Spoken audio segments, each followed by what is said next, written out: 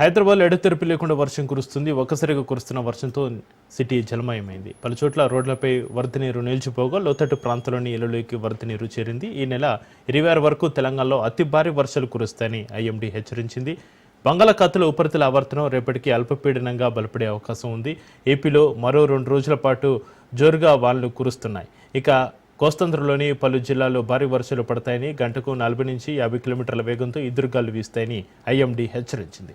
ఇక తెలంగాణలోని ఆసిఫాబాద్, మంచిర్యాల, నిర్మల్, పెద్దపల్లి జిల్లాకు రెడ్ అలర్ట్ జారీ కాగా తెలంగాణలోని 6 జిల్లాలకు ఆరెంజ్ అలర్ట్ జారీ అయింది. తెలంగాణలోని 14 జిల్లాలకు ఎల్లో అలర్ట్ జారీ చేసింది వాతావరణ శాఖ. హైదరాబాద్లో ఎడతెరిపి లేకుండా వర్షం కురుస్తోంది.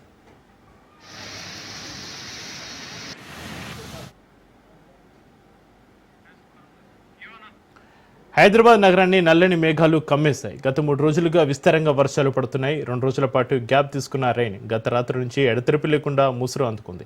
నగర వ్యాప్తంగా మోస్తరు వర్షం కురుస్తుంది. జేహెచ్ఎంసీ, హైడ్రా సిబ్బంది ఎటువంటి అవాంఛనీయ సంఘటనలు చోటు చేసుకోకుండా చర్యలు తీసుకుంటున్నారు.